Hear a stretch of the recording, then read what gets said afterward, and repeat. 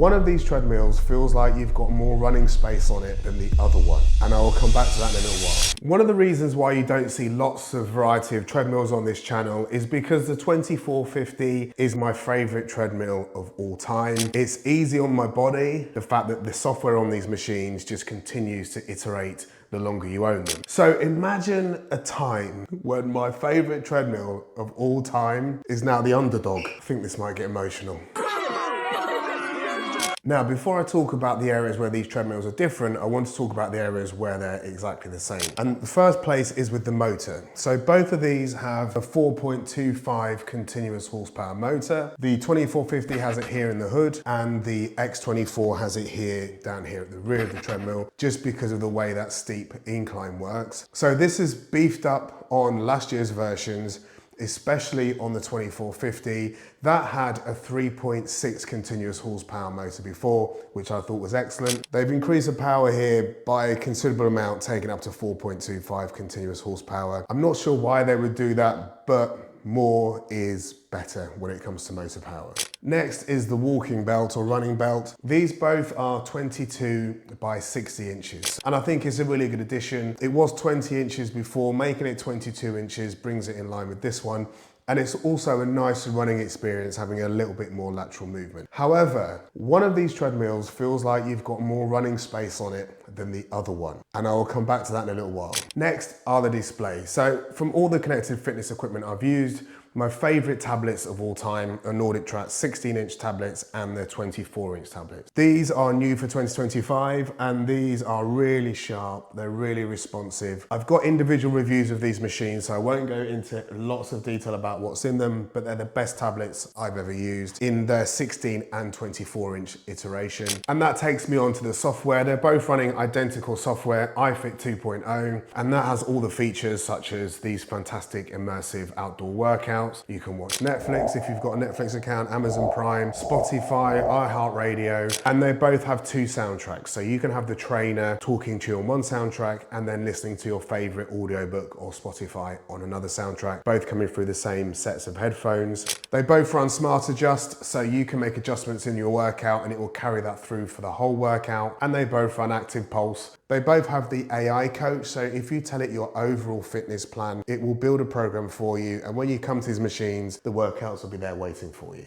And as you can see, although these are different machines, I'm going to talk about that now, there are lots of similarities you may not have realized. I will link to both these machines in the description. Whether you're buying or browsing, using that link helps support the channel. And I'll also put my 3 money-saving tips. So let's look at the differences, and also please forgive my camera angles. This treadmill here, the 2450, has a max decline of -3. So this is really good for working on different muscles, and it simulates actually going down a hill. It's a really useful feature. If I bring it up to 0, you should see it just change slightly. It is fairly subtle though. But if I take this treadmill up to its highest setting, this is +12. Things get a lot more difficult here. And this kind of simulates a fairly steep hill, not quite a hike, but a fairly steep hill. And I can make this harder by increasing the speed.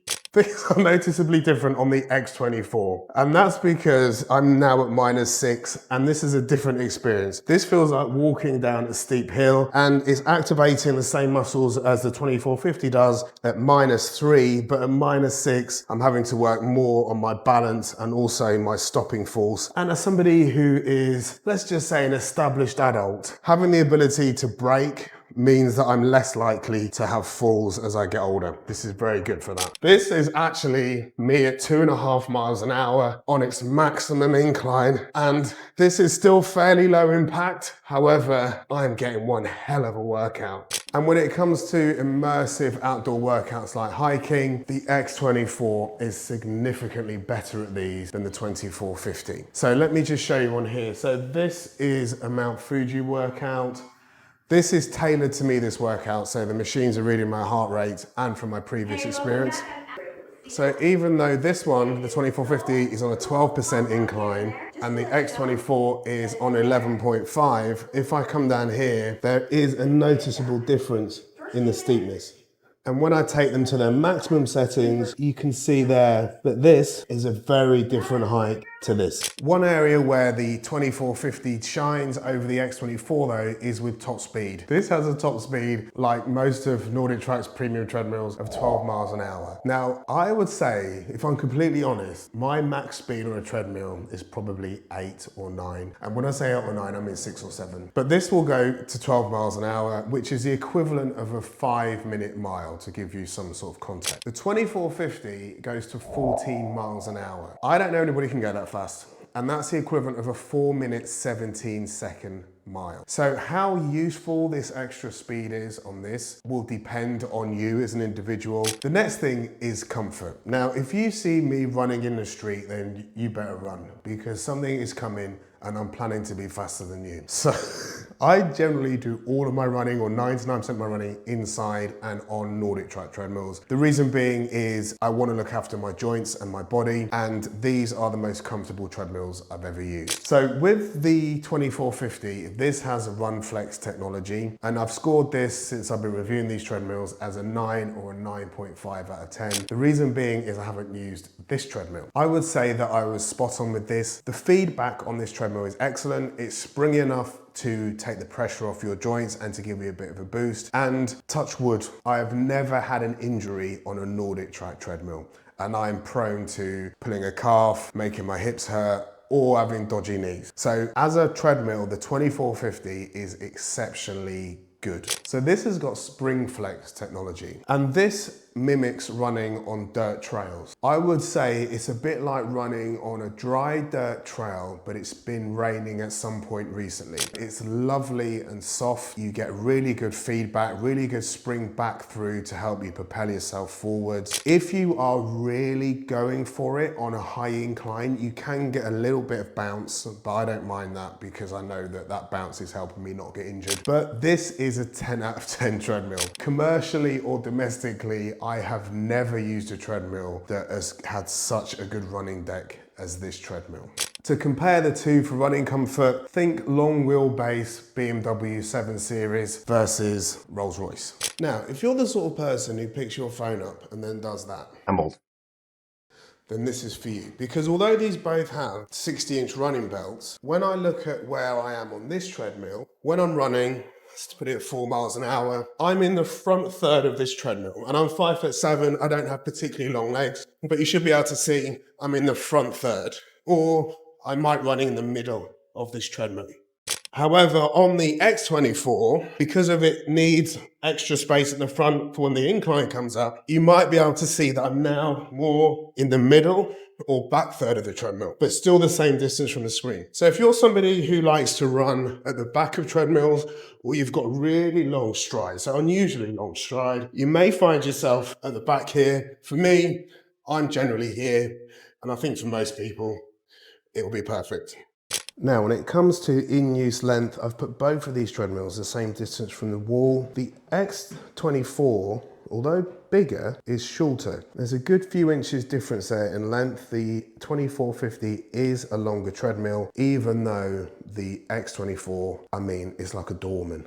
Where the 2450 does have an advantage though, is that it folds. That is now very much a two-handed job. So if you're not a particularly strong individual, that might be a consideration for you. But it does seriously reduce the amount of space, floor space, this machine takes up. To bring it down, it's just a case of releasing the piston here, and it will just come down like a soft eject tape did in the 1980s. But considering treadmills are mostly dormant, you can see there's no height difference when the 2450 is folded, but there is a significant difference in how much room it takes up when it's not in use. Legend has it, in medieval Britain, they also had a thing called a sword step. And a sword step is a step that is a different height to the other steps that only you know about, and if someone's chasing you, they will fall up that step and you can get away. And that's essentially what we have here with the X24 treadmill. So where the 2450 has a very reasonable 10-inch step up height, just like a normal step, the X24 is nearly 40% higher at 13.6 inches. So that means if you're 5'7" like me, a medium height man, then you'll have to bring your leg to nearly right angles to get on this. So there's yet to be a day where I haven't either tripped up getting on this treadmill or got off it and gone. If you need to move a treadmill before you can work out on it, I would seriously consider not getting either of these treadmills because neither of them are light. The 2450 weighs 150 kilos. I've got my notes because I can never remember the pounds weight. So that's 332 pounds. It's on wheels, it does pivot back, it then becomes quite long, but I prefer moving this one to this one. So this one weighs 200 kilos or 445 pounds. And the weight distribution on this means the wheels are right at the front and it's very much like the world's heaviest wheelbarrow. So picking it up is difficult and moving it is also difficult just through sheer weight. I feel like a mini strongman when I'm moving this treadmill around the gym. I'll put the differences on screen, so feel free to pause this video if you want to recap what I've said. As mentioned, whether you're buying or browsing, my link in the description really helps support the channel, and I'll put my money saving tips there as well. So which treadmill should you buy? Well, opt for the 2450 if you want that space-saving folding design. I sometimes have a treadmill, a rowing machine, and a bike in here, and having the ability to fold this up when it's not in use just gives me that amount of space back. As a long-term user, as a 2450, now this is sometimes called the studio 2450 or the commercial 2450. It's worth noting that this is not a commercial treadmill. There's a stick on here that says it isn't. These are domestic use only. However, this does feel like a really high-end treadmill. I've never felt like this felt like a cheap treadmill in any way.